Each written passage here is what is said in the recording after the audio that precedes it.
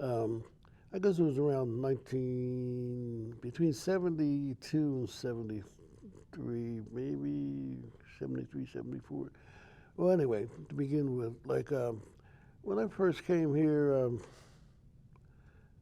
it was from a mystical experience. I've always lived a mystical life, on the mystical path, and we came up in a strict Baptist family, and we had to go to church 3 times a day, and I just hated it. My aunts and uncles and everything. So I kind of, by the time I was 12, I just about, I was tired of it, But my aunt and them did that because they didn't want me and my brothers to join gangs and stuff. So, while we were going to elementary school, me and my older brother, they had a program for the poor kids where they'd have lunch and breakfast for free. And they started this martial arts program for kids. I was 5 years old in kindergarten, and my aunt sent us to that, and we got a free meal and stuff like that. And uh, so that was how I got exposed to Buddhism or in Eastern religion through Mr. Fuji, who our instructor was, and he, meditation we'd have and stuff, and along with the martial arts training. But to make a long story short, at about the age 12, I used to get these automatic writings at night, and I'd get these scratches. I'd have three scratch marks on my neck and 3 scratch marks on my arm. And, I was wondering what's happening. I was being attacked by something. And so one day I was looking at the newspaper, and it had Theosophy. We explain strange phenomena. And I went to these people, and I showed them the marks, the scratch marks on me. And they gave me 2 books. One was called The Voice of the Silence. The other one was the Bhagavad Gita. And they told me at nighttime, whenever I feel like these attacks, or whenever I start to get these automatic writings, and get fearful, just open up the book, The Voice of the Silence, and read it. And this book by H.P. Blavatsky taught you how to cross the inner planes, the psychic planes, so you could come face to face with the inner master, or the inner self, whatever, the master within. And that's what it did. Like for years, I studied it, and I didn't understand it at first because it was written in poetic prose, like. And over the years after I meditated on it, I did notice that when I was reading The Voice of the Silence, I concentrated on it so hard that I'd feel like I was all thought, pure thought in the room. I was not able to look down on my body, so I wasn't afraid of anything anymore because I wasn't attached to the body. It was pure thought in the room. And so, in that respect, it was that, meditative state of mind. But also in the book, it told you how to cross the planes and how to know what plane you were on by different sounds you'd hear. A trumpet burst, rumbling, and say like when you hear, or birds chirping. And when you got up to the final plane, it'd be like thunder, be like a cymbal sound. Tss. And I think they call it the sound of nature. It's like when you're still sitting out in the woods or someplace and you just listen to the background sound, you'd hear this, and that's when you're there. But anyway, after reading The Voice of Silence all those years, and search for the inner master to come face to face, I thought, well, I haven't done it yet, And so that's what started me off. See, a lot of people think that when I tell the story about, how I bought the book of Everything and the Nothing with Baba, you have to be ready. If it's not your time, see, a lot of them went out and bought the book afterwards and figured, well, maybe if they read the book, they'll have the same experience. And I know that they didn't because it's not their time. You have to be ready for the push. And so when I got the Everything and Nothing, it was the push that Baba gave me, so it was my time. After I took the journey to India, And this is what happened. And I'll start from the beginning because I told the story so many times. I was going to Phoenix, and before I went to Phoenix, I went to this old bookstore called the Holmes Bookstore in Oakland. And I bought this little book, used book called The Everything and the Nothing. It didn't have any cover on it. It cost 50 cents. So I get the book and I get on the bus and I start reading. And it was like my inner self talking to me. You know, like this is my invisible companion I always have with me. And so when I got to Phoenix, I checked into the Laura's Hotel. I'm laying out on the cot, the bed, and it just seems like I lose consciousness and the whole room fills up with light. And then in the center of the lights, there's this face, and there's a voice that says, "Come to India." So after I wake up or come back to my normal consciousness, I said, "Now where am I going to get this money to go to some India?" So I put it all in the back of my mind. And for 2 weeks, I stayed down there in Phoenix and fooled around, and then went back up to Berkeley. And when I went to Berkeley, in my mailbox, there was this check that the government says they owed me, I guess severance pay or something, for $5,000, right? Okay. So I take the check and I go over to San Francisco to my bank, the World Savings Bank. But next to the bank, there's this Thomas Cook travel agency before I go into the bank. And there's a man riding an elephant, and the caption on the poster said, "Come to India." So I go into the bank, cash the check, and I go into Thomas Cook, and I said, "Look, how much is this trip to India?" They said, "Well, it's a tour. It's a 3-month tour. Actually, you go a week in Tokyo and Hong Kong and Bangkok, and then you take a trip to India. It starts in New Delhi, and you go to Calcutta, let's see, Agra, Jaipur, up in Kathmandu, to Srinagar." It didn't have anything about Western India, it just Eastern and Central and Northern India.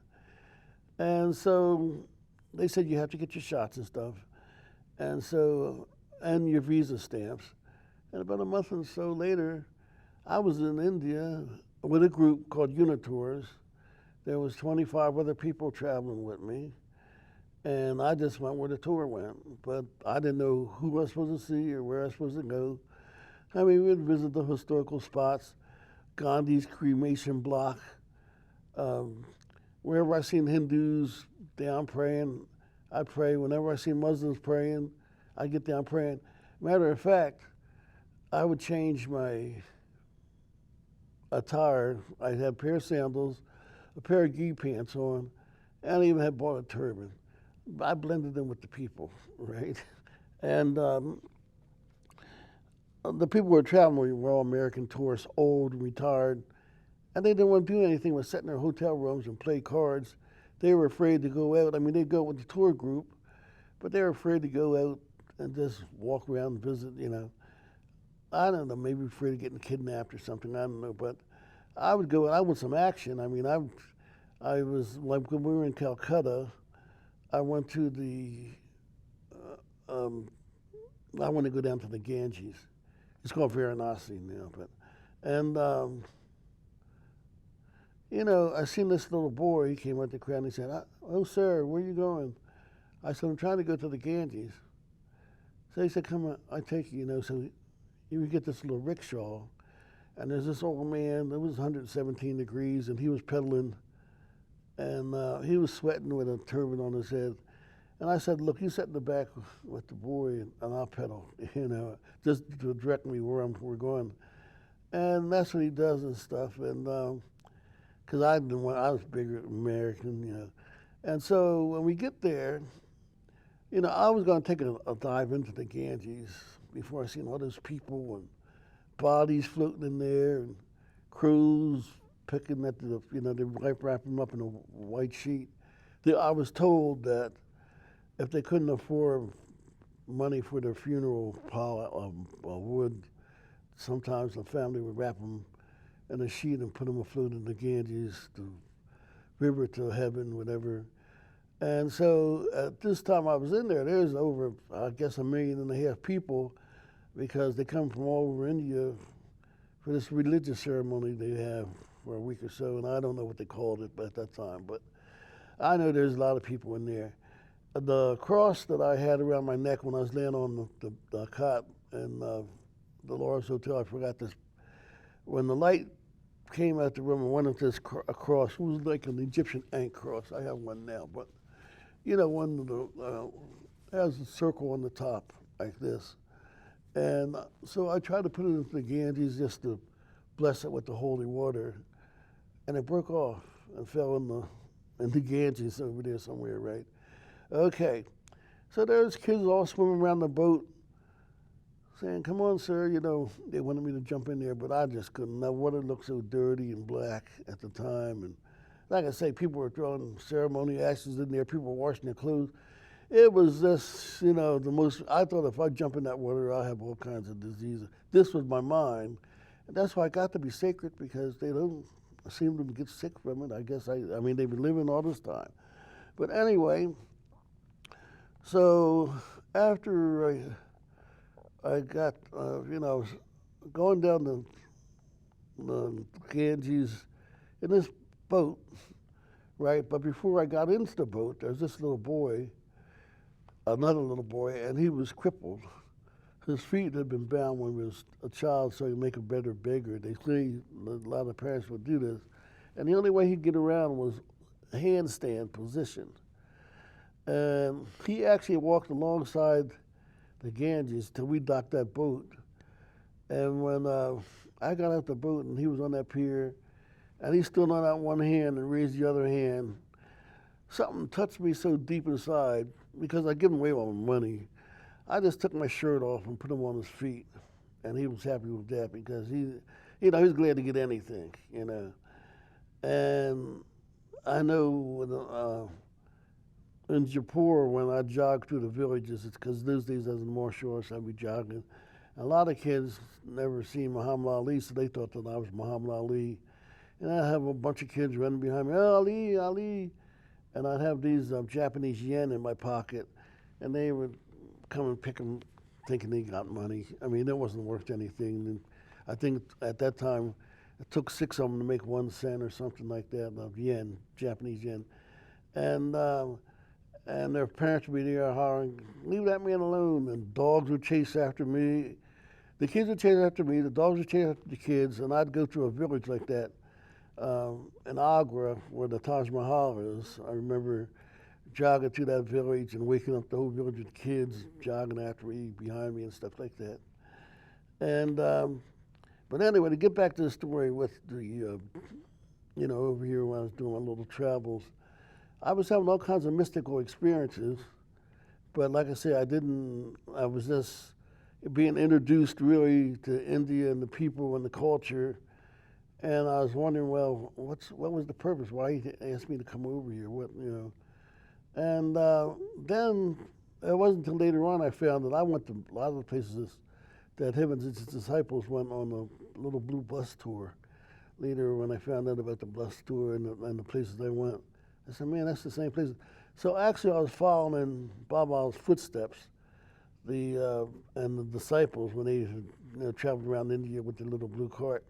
And let me go back with that, because, see, I'm not nothing special person. I don't sing, I don't dance, I don't play instruments. And I think he's just looking for somebody who's a common person, who is fearless, strong, and somebody who's open-minded to Eastern philosophies and religions, along with their own Western, upbringing. And I fit the bill at the time. As a loner, I still am. And so sometimes Baba, I think, picks people who's outside the mainstream of things, that are mainly looking in, and I think that's why I think he might have chosen me. And then what happened was, it wasn't until I got back over here in this country, and by the way, went back to the same Holmes bookstore and seen another book by Baba, but this time with his face on there. And I said, "Boy, that's the guy." And I opened up the book and then told everything. It told about Miss Patterson's number. It had her phone number and address in Myrtle Beach, South Carolina. But when I called her on the phone, She said, well, she just said, well, this is where her Baba's home in America. I said, look, I had this mystical experience with this Baba dude. I'd like to know more about him and stuff because I just went to India. I had a mystical experience. And I don't know what I'm supposed to do with it. I said I went over there and I was like going back in time. I did learn a lot. Um, um, especially about holy places where they were saying that the mountains, we ever see a bunch of eagles or birds flying around, that's where the holy men live up there in the holes in the mountains and different things. They told me that when I was up in Srinagar, living on the houseboats, they would have the kids working on the cashmere rugs, and the parents would be there giving them the orders, and they would be doing the finger work. And they said that it would take one family maybe a year, and they'd only get 200 hours a year for the whole family to make one rug. And it's child labor laws, being violated and stuff, but, this is a different culture. But anyway, so when I talked to Miss Patterson on the phone, she said, yes, well, we're in Myrtle Beach, South Carolina. Come straight down. And I told her I don't know about going to South Carolina because I was stationed in Mississippi, had some bad experiences in the military down there, and in the South, just basically. So she said, well, when you get down here, contact the center, and she'll send somebody to pick me up, at the bus station. So anyway, I'm coming down on Highway 17 on Greyhound, and in those days there was woods on both sides of the street, on the road rather, and I remember, my head was against the window, and all of a sudden I felt something pierce my heart, like you're having an orgasm or something, a real nice feeling, and I look out the window, and I see Baba. I didn't know it was Baba. I seen, he had a long white gown on, standing in front of a tree branch gate. And he was just nodding his head, smiling like that. So I jumped up and told the driver, I want to get off here, I want to get off here. He tells me I can't get off here because my stuff was under the bus. And Greyhound regulations said I had to go all the way downtown. And so I had to take the trip all the way downtown to the Greyhound station. And so after I got down there, I called up Miss Patterson, and she sent Jeff and Carrie after me. And when we get down there, and when we get up there, they take me to the Lubra, and they drop me off, and I see Miss Patterson, Miss Haynes, and Miss Davies, all there at one time. And I'm telling my story, but I went over to India, had a few mystical experiences over there, and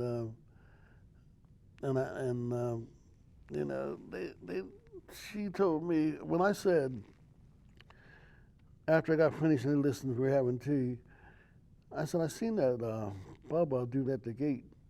Can I go to his house now and see him now? And when I said that, everything stopped.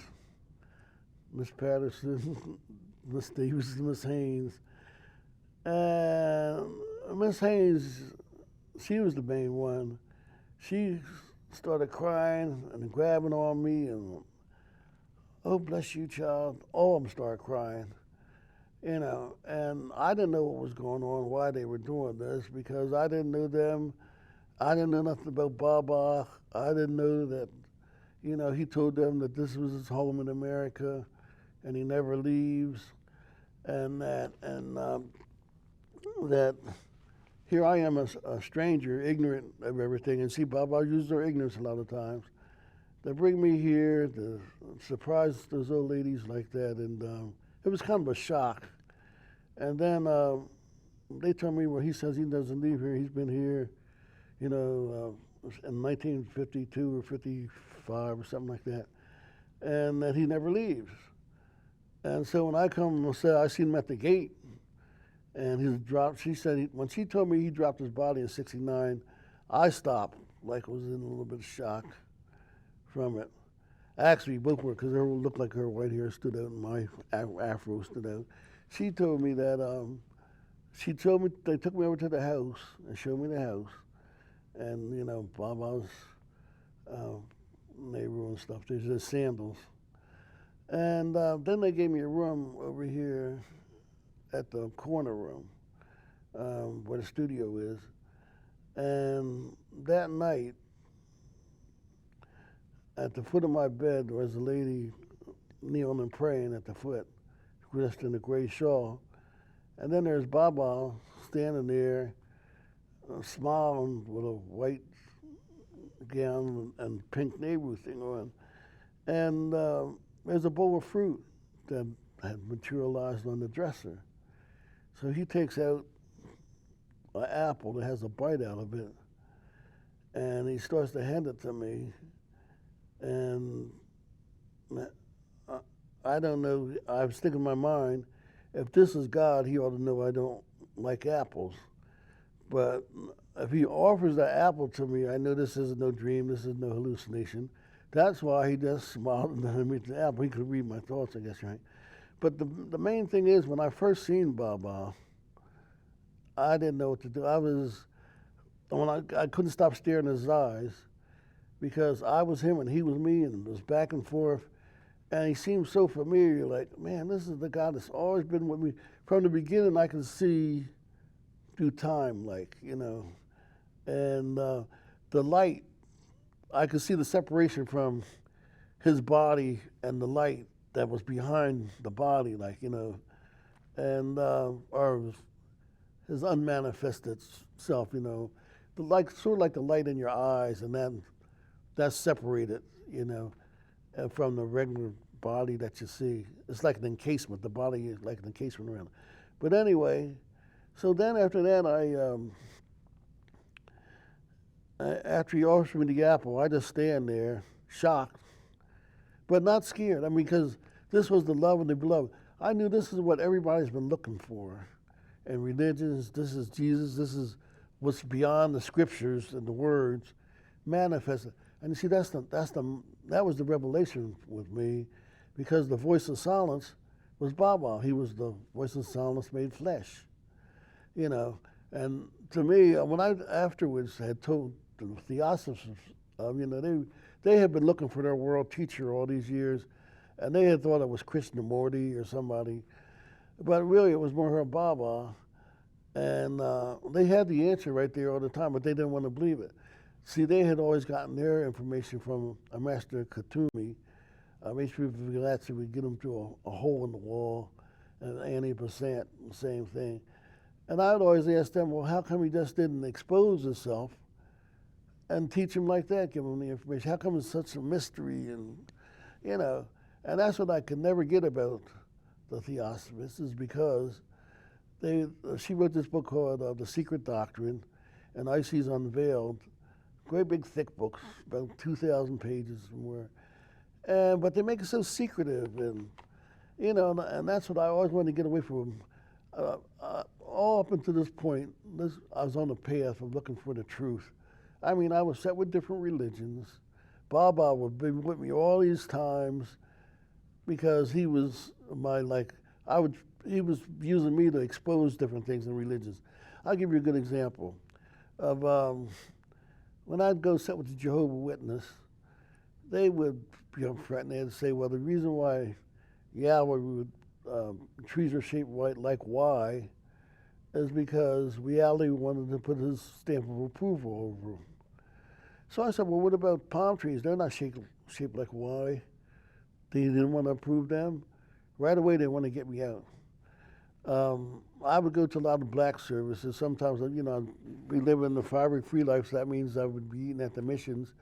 And when you eat at the missions, you have to hear the sermon 3 times a day, and once in the morning for breakfast, lunch, and dinner. But one Sunday, I was up in Seattle, and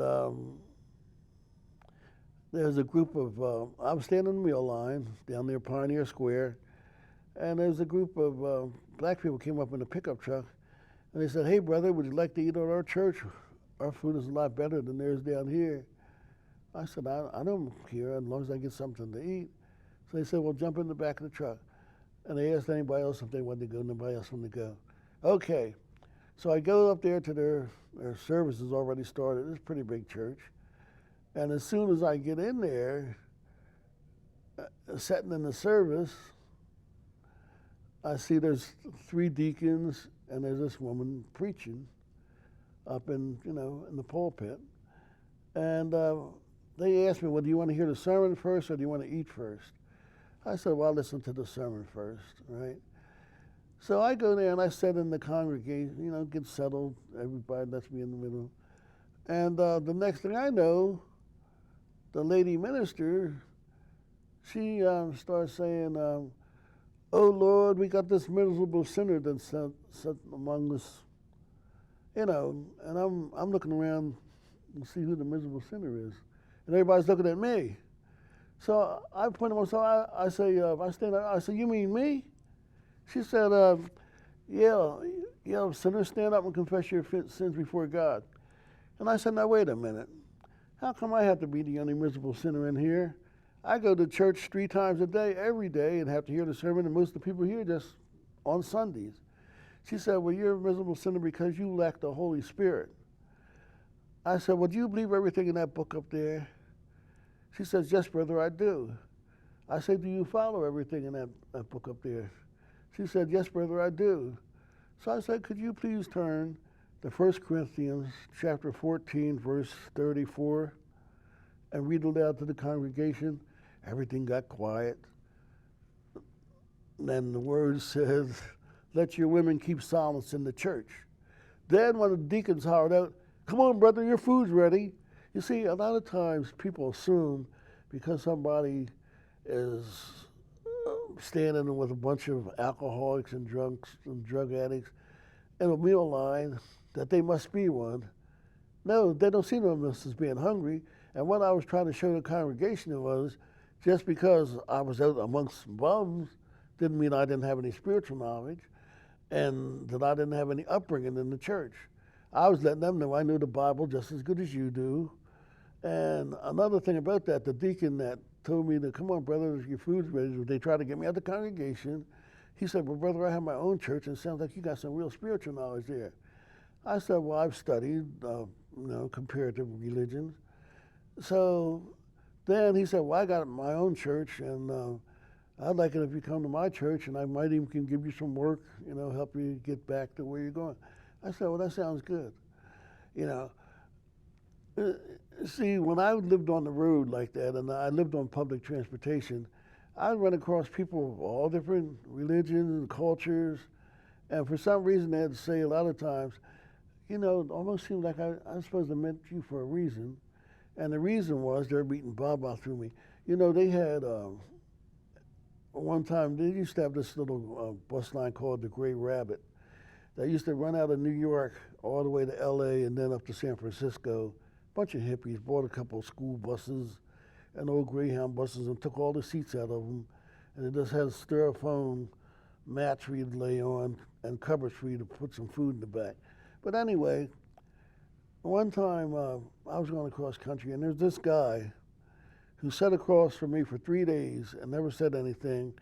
And it wasn't until later that I said, you know what, that looked like more her Baba on the pictures I've seen him in his younger days with a mustache and young.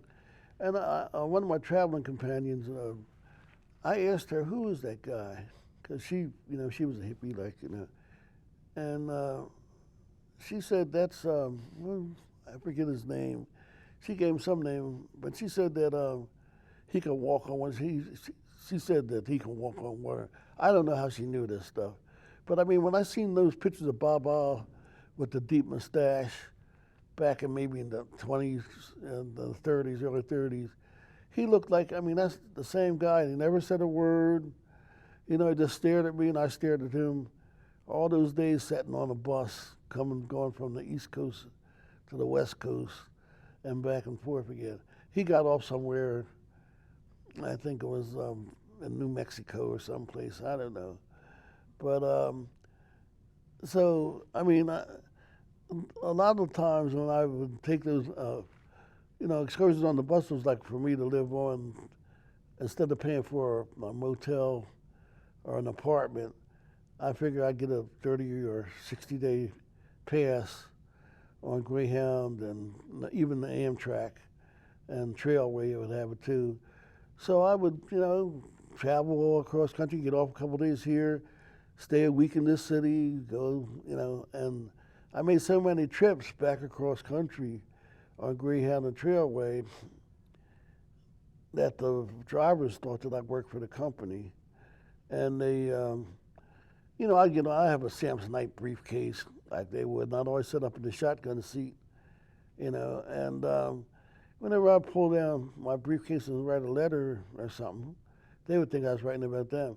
So if I got on in Philadelphia, by the time I got to Pittsburgh, the drivers would already have it out to the spotter on the line because my ticket would be made out to California, from Philadelphia to California. And they were letting the other drivers, the older drivers down the line know there's a spotter and he's going to be checking on you from the company.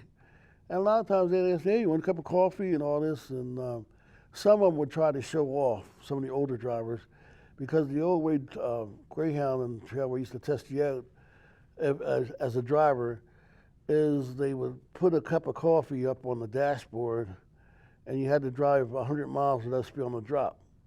So they would go there and then plop some coffee down there and then try to impress me by not spilling a drop 200 or 300 miles, you know what I'm saying, and stuff. So, and matter of fact, I did meet the president of Greyhound at one time, and I had some trouble out in Chicago or someplace. And he I went all the way down the Phoenix Tower in Arizona, and he asked me if I would mind. He said I could travel anywhere for free if I would write it and let him know how they're treating the customers out there. His name was Johnson, and he was a nice guy. And I told him, well, I don't know. I travel for reasons, but I told him I'd let him know, but I never got back to him. But he did give me free passes, a couple of free passes and stuff because of the trouble I had in Chicago and stuff. But I had gone, after I come back here, like I say, to go back to the story of Miss Haynes and Miss Patterson, Miss Davies,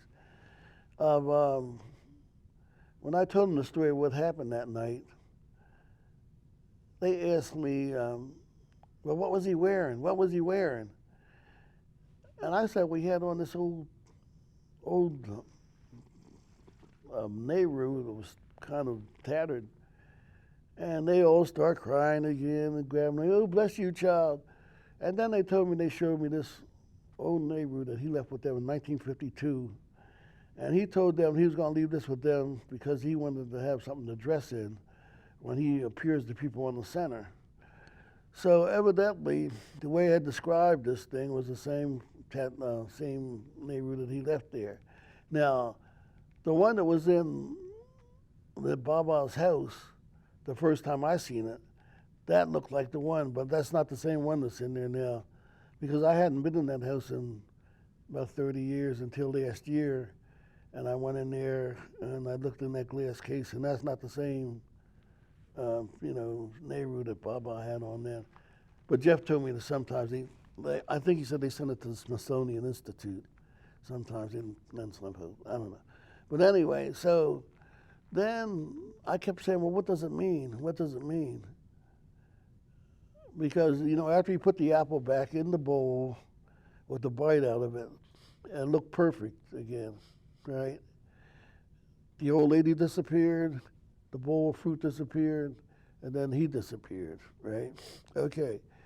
So I didn't know, what it meant. So I asked them, and they said, well, that's for you to determine. We can't really, tell you. So I always interpret the apple to mean the center, and it meant that I was supposed to help do repairs if the worm would eat on it, and woodworms and stuff, and the hurricanes when they knocked down the trees.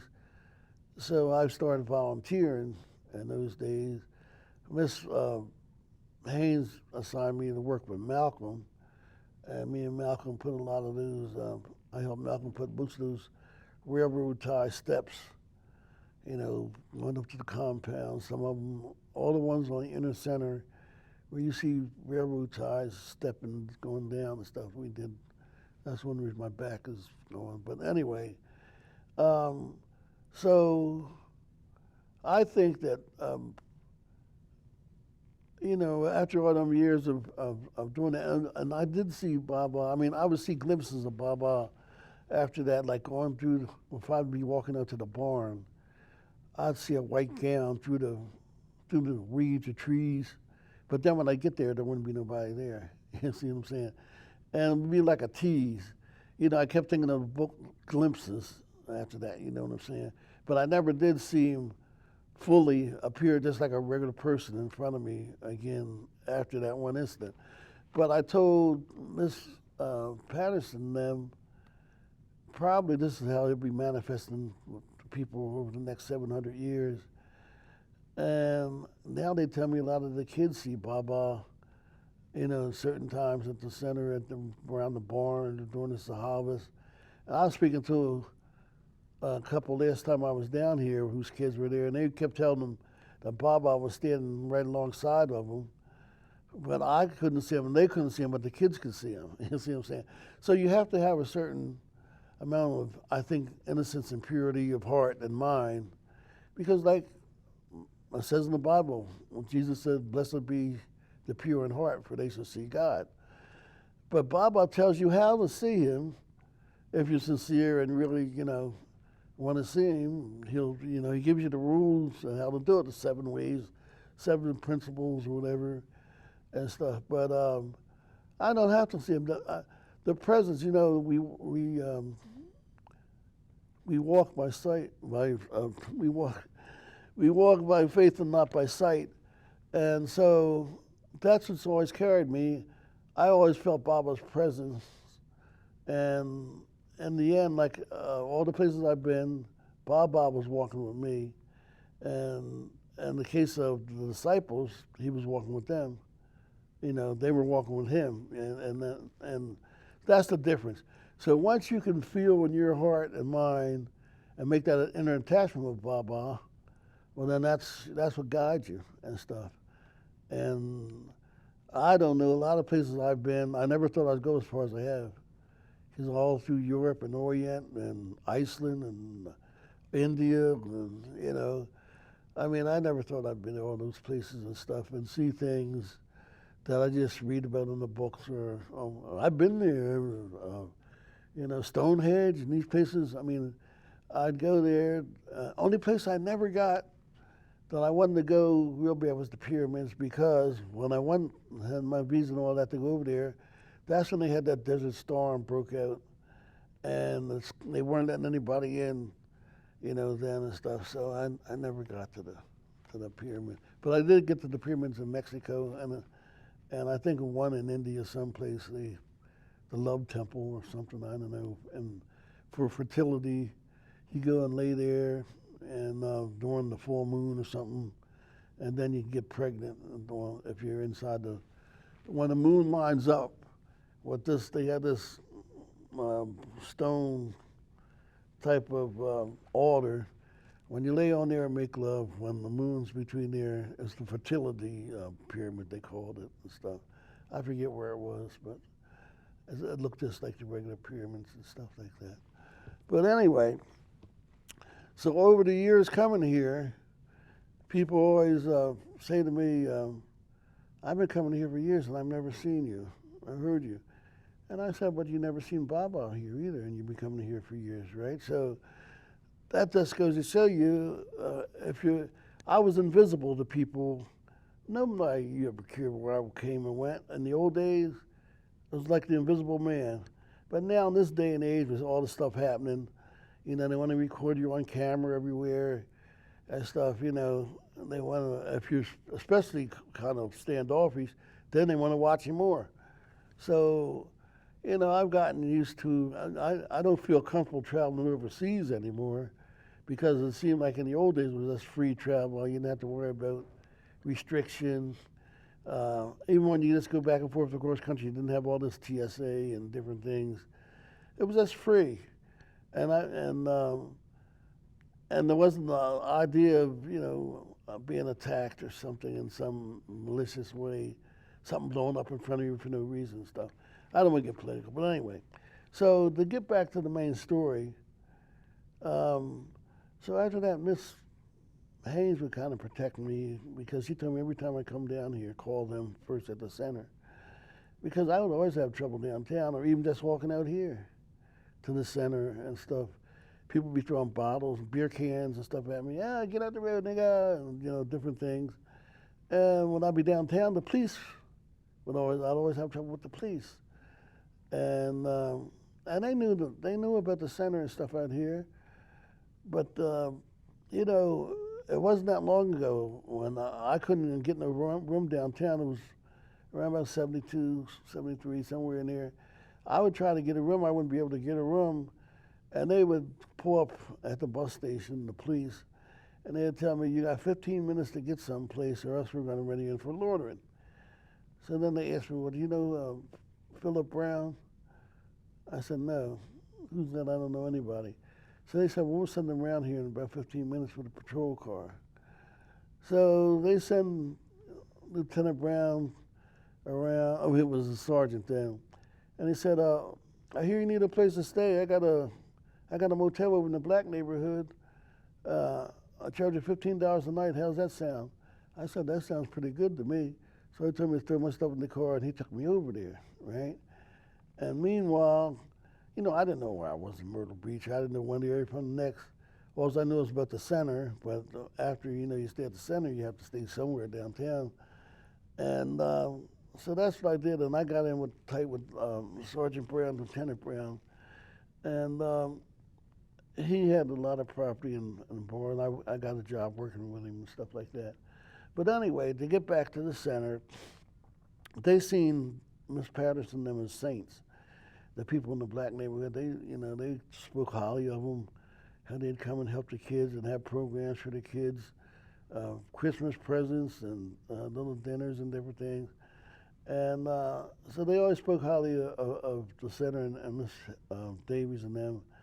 And I kind of, when Miss Haynes would ask me to go to race path and different things when I first came down here, I didn't really want to do it because I told her, well, that's a different tribe of people. I mean, even though we're all black, they, I might not be accepted in the neighborhood. And so I most of the time just pass on it. Oh, I forgot to tell you one important aspect of the story. When I came down here, Miss Patterson, she introduced me to Roger Smith, and he showed me around. He showed me how to, like when I seen him getting down and bowing down on empty chairs and prostrating himself on the floor and stuff. I didn't understand it at first and stuff like that, and but later on I understood it. But I seen him years later, and he forgotten that he was the first person actually to show me around. He showed me the barn and the Bauhaus cabin, and yeah. And so he was a black guy too down here, and he was a teacher, and so. I didn't see him the years later. I think it was about 2 years ago when I came down here. And when they said to me that was Roger Smith and his wife, and I said, you don't remember me, do you? And he said at first he didn't, but then when I reminded him that he was the first person I met and he showed me around, then he remembered it and stuff like that. Then he introduced me to his new wife and stuff like that and stuff, But I've seen a lot of people that come and go, and in the younger days when I was here, I would be running through the center with little martial arts classes, Tai Chi. I had a couple people, and we'd jog to the beach from the middle of the center and stuff, and that's my youthful thing and stuff like that. But I really have fond memories because it seemed like it was so different. When I first went to the Gateway, it was so piercing, the silence. A little lady named Ella was working there, And for some reason, it just seemed like the silence always surrounded her. I'd go in that room, and there'd be a deafening silence in my ears and stuff. Now, over the years, I've heard it less. There's still silence, but not like it used to be, like when I first came here. I think as some of the disciples all died out, the original ones that walked and lived with Baba, um, each time it took a little bit with them and stuff like that. But I bring my own silence and stuff, so it's all about what you bring to the spiritual center. You know, when you bring Baba's stuff to the spiritual center, you get it all back. You know what I'm saying? Even more than what you were than you expected and stuff. So, and it's always a surprise. I tell people, if you want a sign from Baba, he'll give it to you. You know, and it'll be coming in a funny way, but I mean, he'll let you know he's around. And see, over the years, he's become like a personal friend of mine. I mean, even though I don't see him, I know he's there, and I know he's getting a good laugh a lot of times. You know, a lot of situations he put me in, I tell him, I don't think that was very funny, Baba. You know what I'm saying? And I'd be stranded on some old road or something that might have happened or something. And I used to have a picture of him. It used to be on the windshield of my car. And sometimes when he'd be smiling at me, it would seem like he was laughing. He'd smile more than others when an incident would happen. You know, he used to trick me. I had this old Audi, and the windshield wipers would never work. Now, when I come on the center, once I come past that line, they'd work. But once I get past that line, they'd stop working. So I showed people this. I had them in the car, and I tell them, watch this. If you want proof of Baba here, just watch this. So they'd be in the car, and the windshield wipers be working, you know, when we on the center. Then that white line, as soon as I go past that, they would stop. And then they'll work until we go back on the center, then they'll start working again. I said, don't you see the joke in that? I mean, that's Baba playing with me, but let me know that he's there, you know. And then there's other instances where I always tell about Miss Haynes and the snake, because, you know, one Sunday morning we were walking to Baba's abode, me and somebody else just talking, and Miss Haynes starts hollering, Wilbert, grab a shovel and come quickly. There's a serpent here, and I don't want him to get the kids. So I said, oh, okay, Miss Haynes. So she said, now, are you afraid of snakes? I'm picking them up. I said, I'm not going to pick them up. A great big old black snake about that long. I don't know. I'm afraid of them. I don't touch them, Miss Haynes. So she said, sneak up behind the beast, and strike him behind the neck. But when you do, take Baba's name. So I sneak up behind the snake, and I come down on his neck. And I holler, Baba. And I do it again, Baba. And then she started hollering, strike him again. So I strike him that third time and drive his head on the ground. So she says, now take the body and throw him off into the woods. So I did that. His body was still moving, matter of fact.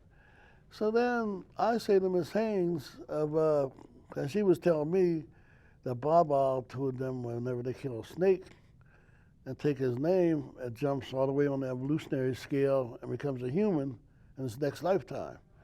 It doesn't have to go through all the processes, all the other animal forms.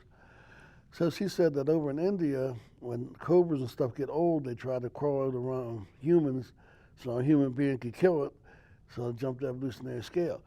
So I simply said to Miss Haynes, well, does that mean when he comes back, he's going to try to kill me when he's a human? So she said, oh, no, he'll probably come up and thank you, because you helped him jump the evolutionary scale.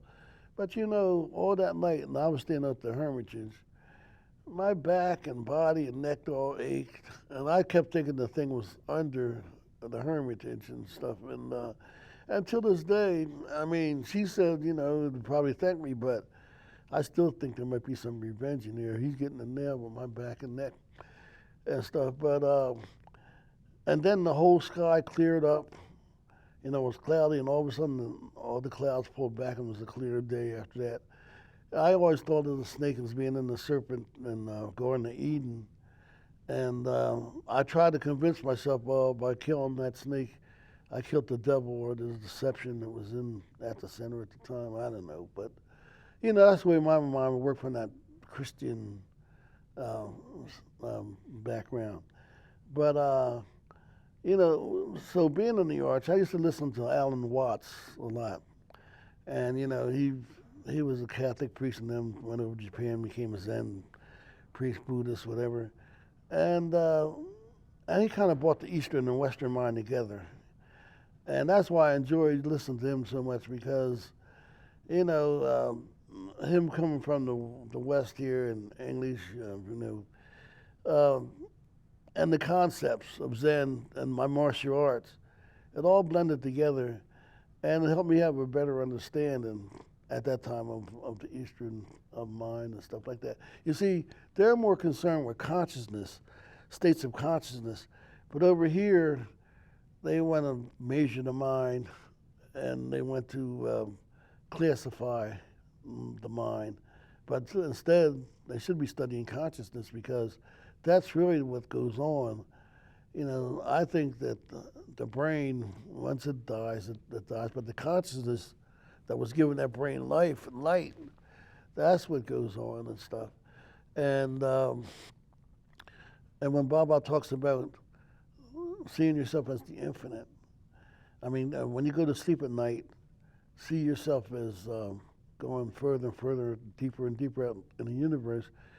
You to see yourself as less and less, and the microcosm, macrocosm, what they call it.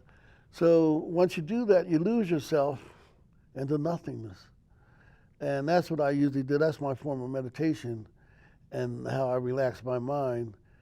And it's easy to do at night. Just think of the Milky Way, and then go further out than that, and keep going, and that's your consciousness keeps going, and less the ego starts to disappear.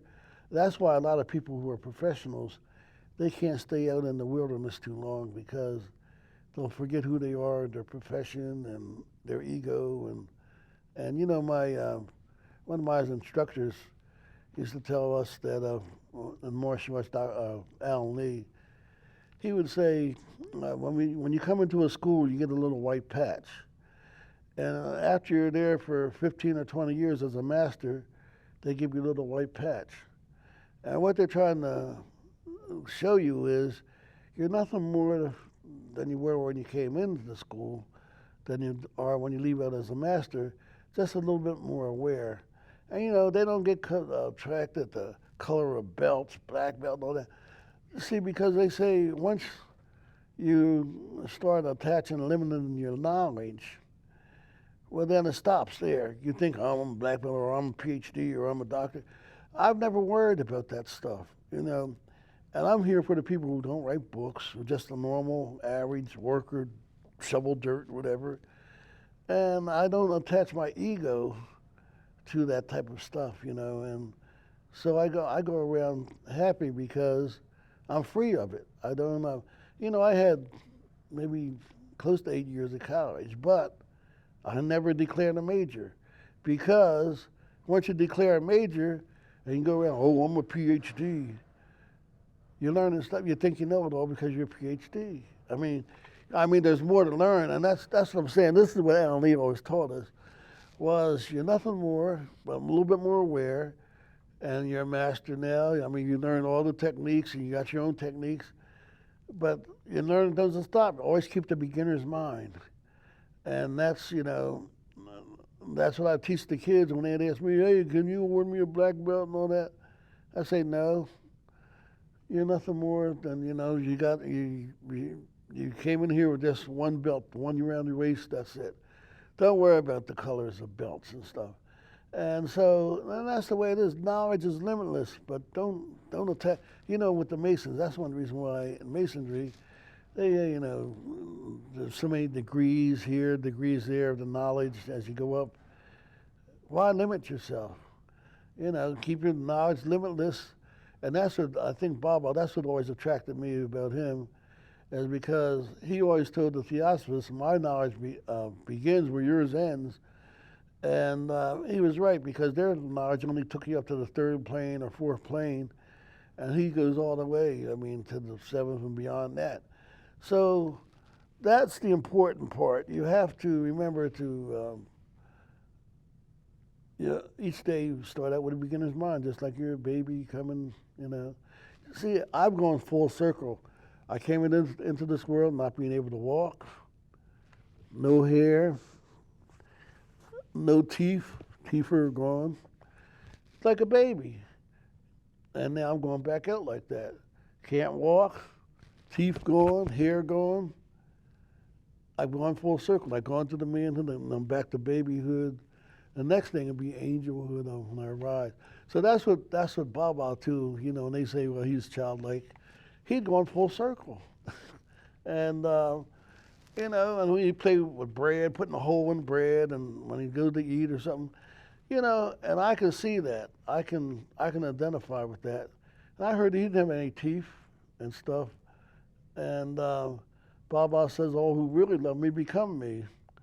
And that's true to a certain extent because I've no teeth, can't walk, bad hips, you know, but only in the personal thing. I mean, in my personal life, I can get insights into his pain and things, but that's about it. I mean, and the knowledge, I just keep to myself, you know. So I'm telling this story, like I say, because I don't have that much longer. I know I don't.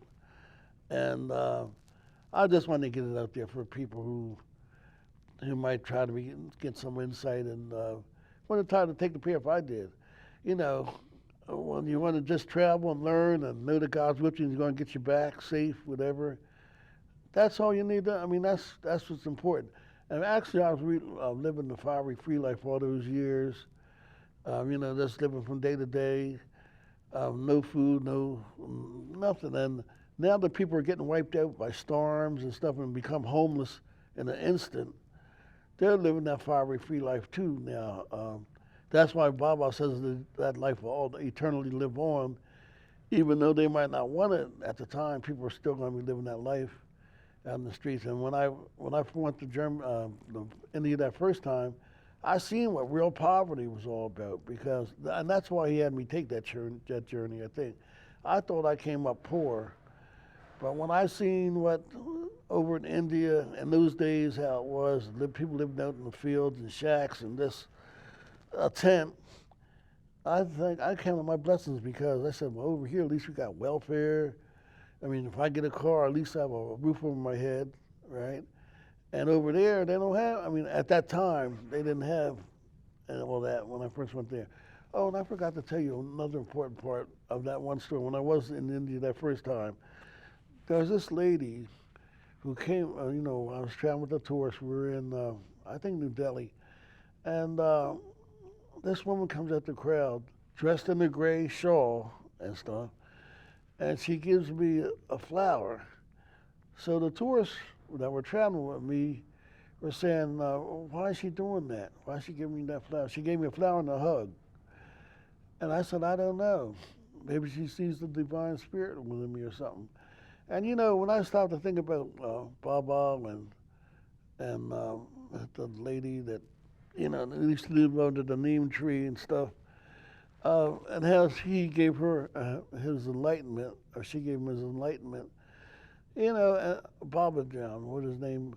I don't know. I think she might have been dead by then. She had to be, but a lady that fit that description. And you see, I didn't know Mir or any of these other people. So whoever was at the foot of my bed that was kneeling that night when Baba appeared to me in that cabin, I don't know who it was, you know, because I didn't know the face. I still don't know half the people over there. But Miss Haynes made me promise before she died that I'd go over there and meet the disciples before they all died out. And when Miss Patterson, her used to go over there to India, she would always write me a letter and ask me if I wanted to go with them so they could introduce me, she could introduce me to the disciples. But I would always tell her no, that when Baba wants me to go, he'll provide a way for me, right? And then that last year that she lived, she gave me, she called me up to her house and gave me a rosary from Mother Teresa. And she said, you promise you'll go over there and see Uric and the rest of them? I said, yeah, okay, Miss Haynes. And I went, later on, yeah. And Patterson. Miss Patterson. No, Miss Haynes. Miss Haynes had given me, because Miss Patterson had already died, and Miss Davies, and Miss Haynes, when she was on her deathbed, because she was the one that took me under her wing, and she gave me the rosary, which, by the way, I put in my mother's dead hand when she was buried. I figured she might need this to open up the door to St. Peter's gate. But anyway, so I promised her, and then when I went over there and met the disciples, I gave Manny all the letters that Miss Haynes had given, and Miss Patterson one. I gave them about 4 or 5 letters that I had over the years uh, when they had requested me to go over there with them and stuff, just to let them know. I don't know if they had told them about me or whatever, but it was like letter introduction, and and so, and then when I did get over there and meet the Balnay too, and then because he's a writer, each one of them gave me something to connect them with them. Balnay too gave me a picture of Baba on a gold little case, and it was nice. And they were just so skinny and fragile. I had my arm around Balnay too to take a picture with him, and he just seems like I could break him. I didn't want to handle him too. He seemed fragile. You know what I'm saying? And then I got the picture of what's his name, Muhammad and me. And Muhammad was the character because, I asked if I could get a picture taken with Muhammad, and they said, well, sometimes he throws stuff at people, and he doesn't like everybody around him or something like that. So the attendant just looked at Muhammad, and then he looked back at me and he said, yeah, he says it's okay. I said, but you didn't say anything. He said, it's okay, yeah, go ahead. So I go up there. I guess they have mental telepathy. I go up there, and the picture's in my back of this chair, but they have, I put my arm around Muhammad, and I'm looking in the camera, like I say, all half scared, and I kept thinking in my mind, yeah, they say to touch a God intoxicated person is to touch God. I'm thinking all these thoughts like that. And then I'm thinking, yeah, Muhammad, why don't you fix me up with a nice new car when I get back to the United States, right? And when I'm thinking this, he turns his head and looks me straight in the face and the eyes, and green eyes, and then looks back into the camera. He doesn't change the expression on his face or nothing. And then when I get back over here, 3 days after I get over here, this girl driving the car runs through this red light and completely has me do a 360 up on the sidewalk through a fence, completely demolished my car. Her car, she had a few dents, but I think it was drivable, but they had to tow mine away on the whatchamacallit, and she had hit me so hard that the imprint of the seatbelt was across my chest and waist when I went to the hospital, and the doctor said, man, she must have been really traveling. Okay, so then I go to get another car, but it's a Chrysler New Yorker. And that car was the worst car I've ever had. I needed brake calipers. I must have spent $5,000 or $6,000 on the brakes and needed a new transmission. It was so bad that the junkyard didn't even want it. When I kept trying to call them, I kept getting tickets on it. And then when they finally did take it away, I had to pay them to take it away.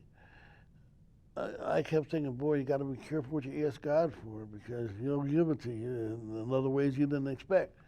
So then time passes, say 6 or 7 years later, about 2008, I'm sitting over here in the meeting house one night to watch a movie, and they have a picture. I always sit in the back in the last row, and there's a picture of Muhammad, and he seemed like he's just staring me in the face, and it was like another smack in the face to me for asking for that car.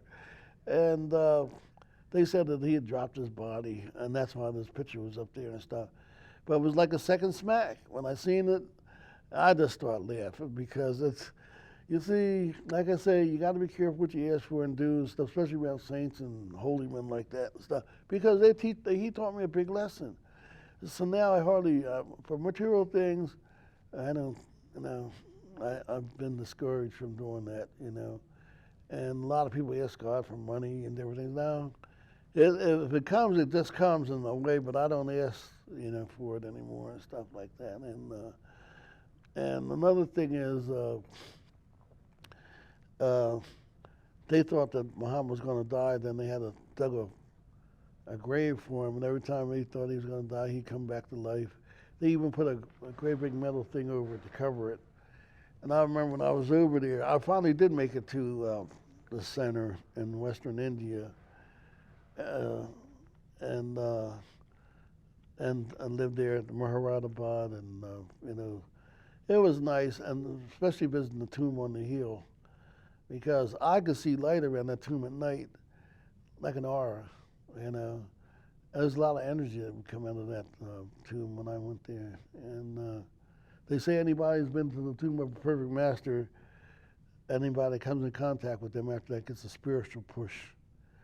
And I didn't believe that until when I went over there, and then I'd meet people, and I picked them up. You know, when I go through the hallways at the VA and up in Coatesville, I know people. I speak to everybody because I know people are having sometimes we have a bad morning or something, and just that, hey, how you doing? You know what I'm saying? Acknowledging that they're there and pick up their spirits, and it's how you say it, you know. And it's not so bad. I mean, you gotta let them know that, hey, you could be worse off than you are now. You know what I'm saying? That's what I always say to people. When I'm in this wheelchair with all of the afflictions that I have and stuff, I always say things can be worse, so I count my blessings and stuff. And that's the way I live, and that's how I pretty much stay happy every day and stuff, you know. So, and so, how's our time doing? Because, yeah, but 11. okay, but and then you know, I wanted to make one more point is, um, people ask me they asked me the other day when I was in the Air Force, did I ever kill anybody or anything? No, I didn't. I was the air traffic controller, but when they would take us on missions, you know, I was assigned to a B-52. They never told us where we were going at a lot of times because there's a need to know. They took us along as radar navigators, just in case something would happen to the regular navigator up in the cockpit with the pilot. You know, we were just passengers along for the ride, fly 18 hours or so, land in Clark Air Force Base, and then turn around and come back over.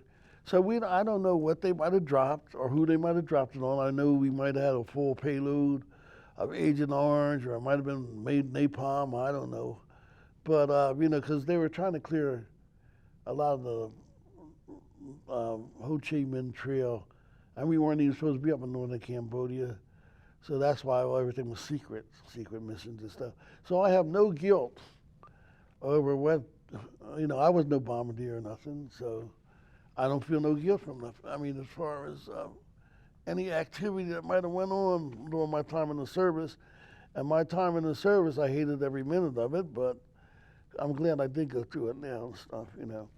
And among other things, I instructed the martial arts and stuff. So, and I kind of feel that the discipline that they give you in the military now. I mean, back in those days, before they mixed the men and the women training together, they used to have the separate women's air force and WACs or WAFs or waves. But now they do all the training together, and I don't think that's good and stuff. So, and but you know, I just kind of feel that my military experience had cut me off from. I was in college, and I could have probably went on to be a scientist or something. But you know, I'm kind of glad I took that path because afterwards, that's the spiritual path I stayed on, and I did study comparative religions. and whether it was the Dhammapada, the Gita, or even just the Christian books. I just seen each so-called Bible for each religion. That's another way at the truth. I mean, there's no ways right or wrong as far as I'm concerned because it all leads to the same place. And so when people ask me when did I discover Baba, I always did know Baba, but I just didn't call him that name. You see what I'm saying?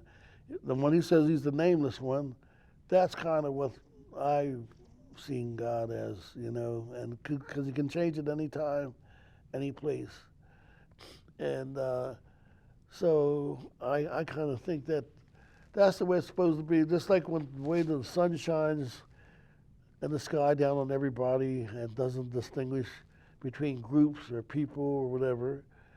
That's the way God is when he shines his love down on people.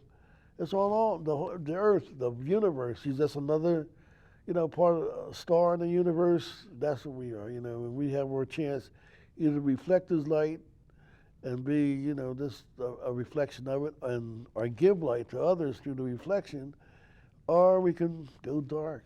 You know what I'm saying? And I've always been one to see it as reflection. So in other words, when people from different religions used to come up to me, see, I've sat with the Muslims before, and they used to knock on my door and say, "Hey, brother, would you like to?" They used to have the newspapers that sell the Elijah Muhammad newspapers, and they'd say, "Hey, brother, would you like to read the truth here?" And they'd sell fish with it, and I would say, "Well, I'd buy that paper and some fish if you can answer me this one question. If I had no eyes to see or ears to hear how would I know what truth was?" And they were there saying, "Well, brother, the only way you know it is by seeing it within yourself." I say, "Well, then why should I have to buy your paper for the truth or buy your fish?" I mean, so it's there free. You get it yourself from within. And if everybody would think like that, there wouldn't be no trouble, no wars and people fighting over ideas. They would just, leave the other person alone, let them discover the truth as God reveals it to them within themselves. And everybody would be in harmony. And that's another reason why I think Bob picked me was for what I did was because I was always the person that tried to stay in harmony with nature. Plus I had strong principles. And so now when I see in this day and age where things are all changed now, males marry males, females marry, all this mix up, I think it's against nature, and that's the reason why we have the adverse weather conditions and everything, because nature tries to correct itself. And when things are out of harmony, then that's when nature retaliates, and you see the results of that. But it's hard to explain, but that's the way I live, and I try to be harmonious, and so I think that's why Barbara would have me go to a lot of places. I haven't been to the West Coast in a long while, but when I used to go there, I used to bounce things off. There wouldn't be all the fires that there were now. There wouldn't be, they'd have more rain, just like on the East Coast. So we bounced off between the East Coast and the West Coast, and I'd go from one area to the other. It's because of my presence that I would seem like he would have me go places just for my presence behind the scenes. And I've been, a lot of the historical events that have gone on, Million Man March, and I found myself there coming up from here one time, but I think he wanted me as a presence. And that's the way I've always been. Like, when I go to these places and been a part of big events, I always can wiggle my way through it. You know what I'm saying? I'm there, but I'm not involved with it as an observer. They said the original watchers were here on Earth just to observe, and I think that's what I'm here for, is just to observe and stuff. And that's all I've done most of my life. This stuff is observed. Now I get involved when I want to get involved, but most of the time I just more interested in the observation of it and the results with the effects, you know. A lot of times it's best not to interfere. What the Orientals call wu wei, none doing. And now if something is, I've seen people like out in California, they'll walk up to somebody and just punch them in the face. Don't know them, don't know nothing about them. And a couple of years ago when I seen this, somebody on the center the other day came up to me and said, this is all an illusion. So I said, well, if you go to California and you walk up to somebody and they punch you in the face, they'll say, do you feel that illusion? And that's what this one guy I seen got punched right in the face, and then he just started saying, oh, did you see that? That man just punched me in the face for no reason. Somebody get the police. I said, punch him back. And the guy knew who to mess with and who not to mess with. So I wanted him so bad to come and punch me in the face. But he walked on because he knew I had that look in my eyes, and I was waiting for him. And so I went into a restaurant, a little Chinese restaurant, and he went in the store and stood in the store doorway afterwards. So I went in there and had something to eat, and then come back out and walked past him and just looked at him. Stopped and looked at him.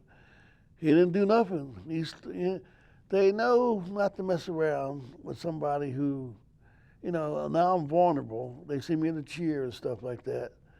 But they know somebody's going to strike back, and they don't want that. They want somebody that's going to be timid.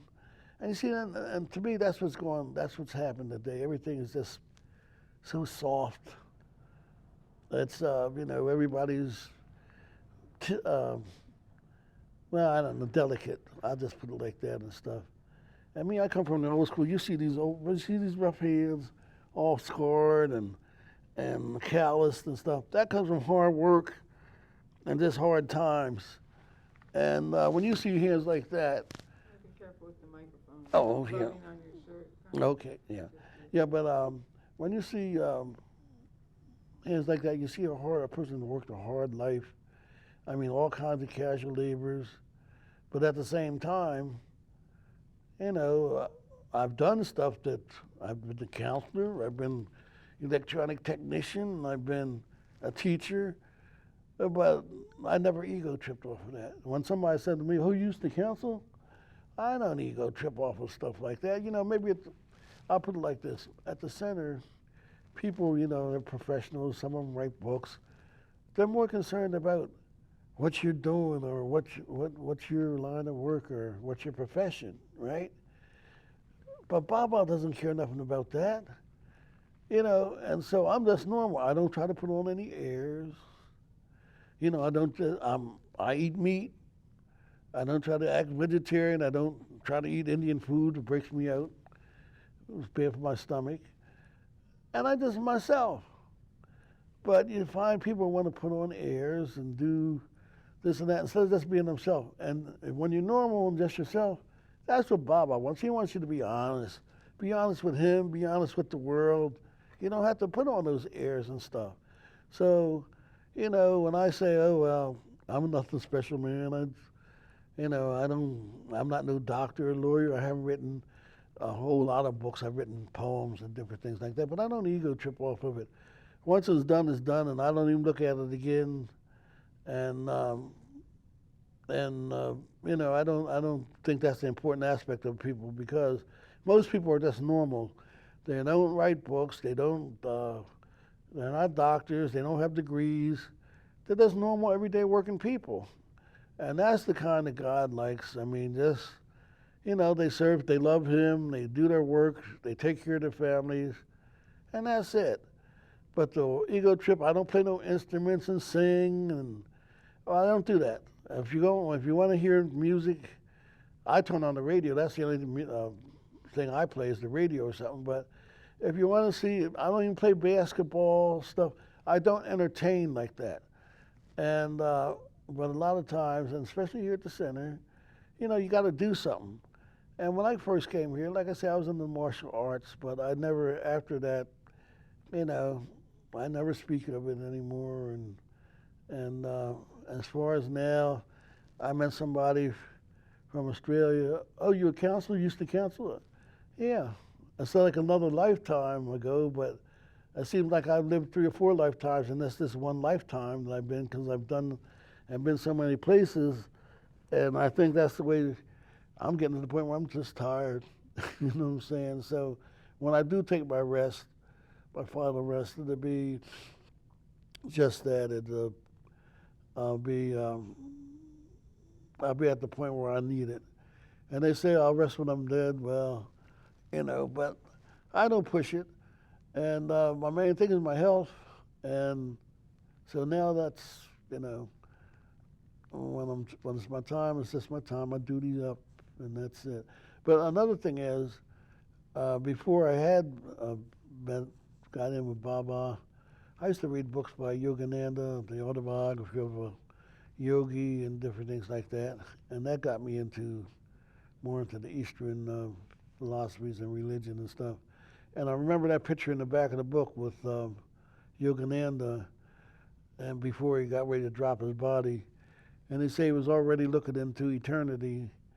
And that's what I find myself doing more and more now. I'm more detached on this physical plane. And I'm looking into, going out past the universes, and I can even see the stars coming at me, where I'm surrounded by stars and stars in the distance and stuff. So I guess I am starting to get to that point where I'm seeing into eternity, so to speak, and stuff. And he's well preserved. They say after he dug him back up, Yogananda. So, yeah. But anyway, yeah. So basically, that's my story as far as with the center here and stuff. But I've tried to. It's not over. It's ongoing, and this is just a prelude to what's coming and beyond and stuff. I'll get a little rest and I'll be back. I'll see Baba again. That's the whole thing. You see, I knew I met Baba before, and when Sai Baba said, when he first met Baba again, was it Prabhadar or something? I don't know. He called him by some name. Yeah. That's the way I felt when I met Baba again and seen him. I've been there. I knew him, and I knew him previous lifetimes, and that's how he was so familiar to me, and I just know him. So, and so even though people see me by myself riding around the country and back and forth up north, I got Baba. They can't see God. They just see the empty seat and some crazy guy riding around in his van and stuff like that. But basically, though, I'm, like I say, I keep in company with God and His angels. They protect me, from a lot of things that have come at me in the past and stuff. So, and I know it's nothing but the angels of God around me and stuff. And see, and that's another thing. See, I just don't see Baba in, say, the anthropomorphic form. I see him in that unlimited form, and his helpers, his angels, and a lot of the things that seem strange to us in this lifetime and stuff. Some of those astronauts have actually seen outside of the space station up there things that appear like angels. They're etheric type of have wings and light and spreading their wings. And I was talking to someone yesterday or the other day, but since I was an air traffic controller, they used to tell us in training school that if you ever see your phobies in your scope, because Baba said that in our galaxy alone there's 18,000 planets that have like men at different stages of development, intellectual development. Some smarter, some more basic, and they used to tell us that if you ever see anything, these are the procedures you take. But now I think the government is getting ready to reveal to the people just what they got. Aliens, and it has to fit for everybody. This is the thing, like, religions just talk about, what's in the Bible and in the historical books. But even in the Bhagavad Gita, they talk about the mushroom cloud bombs and the flying things in the sky, shields and different things. And so that was 5,000 years ago when the Gita was written. And so now, if you ever watch that Ancient Aliens on the History Channel, they say, they're just acknowledging, I believe, what Baba has always said, that, there's different star systems and they've come to Earth, they've been here for millions of years. And since they're here now, are revealing, the government's revealing this, they know they've always been here. And that's why Baba said that when somebody asked him, well, where are they from? And he said, from right here. So, after you've been living on Earth for a couple million years, I guess you can say that. But when he talked about the reptilian species and the Greys and different things, I just see them as angelic beings to a certain extent, especially the Greys, because there's different types of angelic beings. And when Baba's communicating on the inner planes, who's he communicating to, or what's he communicating to? And so this is another thing on our third plane of existence, and that's what this is. We only can see what materialistic things here, but once you go beyond that, then that's when you have things. When I go to sleep at night, I can walk, I can even fly. I go to there's a plane of consciousness where it's like a school, just like here setting up, and they teach you how to fly. They tell you a bird flies because it thinks it can. All you have to do is think you can on that plane of existence, and you can do it. But back on this plane of existence, no. But when you're on the plane of existence of thought, you can do anything you want to do and stuff. And sometimes I can go to that plane, and I'm sitting there in class, and they're teaching stuff like that, and they're teaching you, about other things too. So I hate to wake up sometime because I know I'm going to be in this body of pain and this cheer and stuff like that. And so that's the reason why I don't mind it. If I go in my sleep, I just hope when I go if I do go when I'm in my sleep, I'm not dreaming I'm in jail or something, because boy, that'd be eternal Hades. Dreaming that you're in jail and then you die and you're still caught in that dream, forever. That would be the hell that I wouldn't want to go through. But I'm saying though that I do feel when I dream at night, that's a relief, and then I can cope during the daytime a lot better, because I know this is not the permanent state here, and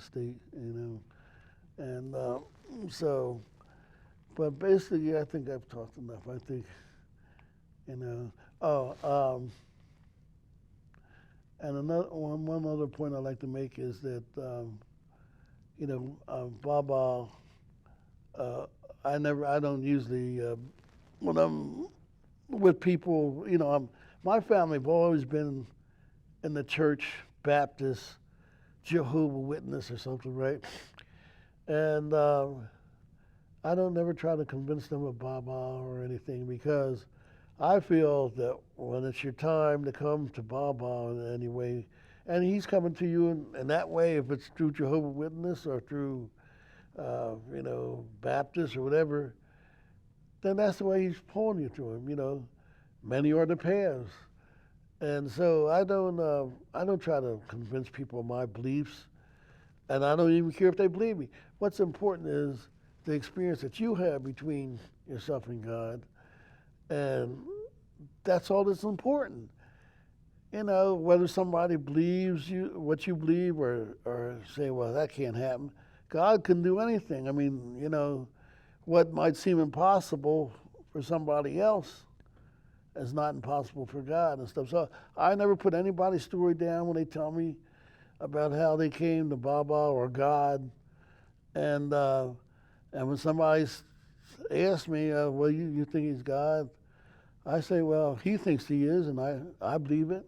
You know what I'm saying? So after what I experienced from him, That's the only thing I can say that I haven't met anybody as pure in spirit. All these ministers are crooked with money and all this. And this guy, he rubbed money and look at it on the ground, and just rub it into the ground with his foot. You know, when you get a real spiritual person, they don't care about that. They think they're caring more about boosting you or helping you in your spirituality to upraise you. And that's the whole point with Baba. I think he, in my case, the martial arts used to help me get to that plane, get above this lower plane. When me and my sparring partner used to spar, we'd be outside of our bodies looking down at each other fighting in the ring. And we would have swords, knives, sticks, everything, weapons, trying to kill each other when we first got to service. And that brought us both down the earth together and stuff. I might see him, by the way, for Thanksgiving. I might drive over there to Georgia and see him. But anyway, so that's all I can say is that Baba uses our ignorance. He uses everything about us. And he puts us where he wants us to be at. And I've been in places where I didn't want to be there, but I'd be there. When I used to first come downtown here, they wouldn't, I didn't know that there was a certain time that black people were supposed to go into the restaurants. And when I would go into the restaurants down here, the black help would come out the kitchen. And I'm saying if I was down here at Mama's kitchen, not the one that sits on the corner, but there used to be another one by the Lancer, they would come out the kitchen and be looking and laughing and pointing at me. And I'd be wondering what's going on with them. And I'd just be out there with a whole couple busloads of white folks be on the bus and they'd be out there eating. And they'd be laughing at me because this wasn't the time that black people were supposed to be in there. And here I was eating, was surrounded with a bunch of white people. And I was from California and up north, so they didn't have those distinctions. And anyway, the waitresses would write this stuff on the tickets, right on, or good for you, or their phone number. And I didn't know it, but I was integrating things downtown. At the time, I was doing all this stuff. So when Mama's Kitchen now that's on the corner there, they used to have that Black Angel Mama, they would put me up in the front window so that when people would ride past from out of state, they'd see it was integrated, you know, with a black face in there and stuff. And so a lot of times, and now we don't have to go through that, thank goodness, because the kids change things. Over the years, I've seen the older people's attitude changing. When they say little black kids in McDonald's with little white kids, and they'd be happy and girlfriend and boyfriend. And at first they'd be shocked by it, but over the years now it's all just mingled together and stuff. And you know, I'm right here at the Lancer downtown. One night at 2 o'clock in the morning, a bunch of police had guns, about 10 or 12 police had come knocking on my door at 2 o'clock in the morning. Bam, bam, bam, bam. I said, I opened up the door and I seen rifles, revolvers. I said, what's going on out here? They said, we got a report there's a bad disturbance from this address. I said, well, you can see there's nothing going on here. You can see from the front to the back. I said, if you want to come in and look, you can. And I said, besides that, my phone's not even hooked up with the front office. So if a call came in like that, they had to come in through the front office. See, they used to do things to me down here to test me out, to see if they could scare me up and different things. And I never buckled, you know, because I knew Baba was with me. And sometimes I would see him as a joke, doing this as a joke on me. I don't think that was very funny, Baba, in the middle of the night having all those guns pointed at me. You know what I'm saying? That's the way I would have to look at it, or I look at it, is Baba having a personal joke. But, and I'd just be reading a book. I might be reading one of his books, and all of a sudden, 2 o'clock in the morning, bam, bam, bam, bam. And then all these people pointing guns at me. What an interruption, huh, from what I was reading, you know? So, but that's what I'm saying. It's a lot of times he would be testing me out with different things to see how my attitude was going to be afterwards and stuff, right? So I'm tired of hearing myself talk now, I guess, and I'm trying to kind of wrap it up. But you know, I still have other stories, but I don't want to go too far. So, and I'm trying to keep it all on the Baba theme because some of the stuff and some, one time I went actually mountain climbing in Jackson Hole, Wyoming. They had this thing and the Grand Tetons called Tabletop Mountain, something like that. And if you get to the top, it's supposed to be the fifth ray of Saint Germain. It's supposed to be focused down so to heal you. But anyway, I went all the way up to the top of this mountain. I never mountain climbed. I just took this path steep up, and I didn't realize how high I had gotten until I got to the top. And when I did get to the top, they had, I kept thinking, boy, I wish I had a pair of sunglasses or something. And when I got to the top, there's a pair of sunglasses sitting on the table. And I thought it was a gift from God. The greatest gifts from God to man are given in silence. And that's what it was. So that was my reward and accomplishment for being to the top of that mountain. But then I was supposed to ride a ski lift back down, and I was scared to death. I had my arms wrapped around that ski pole with my eyes closed all the way down. Every time they would stop it to let somebody on, the thing would rock back and forth. I'm looking down 12,000 feet. And I don't know why I do things like that, but it'd be Baba, like I say, because he, for some reason, wanted me to either go through some spiritual journey within myself or hardship or something, or accomplishment and stuff. So that's the way he used to work and stuff. And I could appear anywhere, be stranded someplace. When I rode the Gray Rabbit, they let me out near Hazelden, Pennsylvania, and I thought I was dying. I mean, I had an old army duffel bag, and I was hungry, I was thirsty, so I just laid alongside the road and I said, I think this is it. It became total suffering. It wasn't my suffering anymore. It became total suffering. And then the rabbi come along with his family, and they helped me out. They took me, gave me a ride to the Northeast Extension. They took me to a restaurant and got me something to eat. He was a blessing from God. I mean, angels pop up when they're supposed to, I guess, in my case. So that's all I have is just a faith in God, and that's about it. You have to find that joy in it. So that's it. Jai Baba.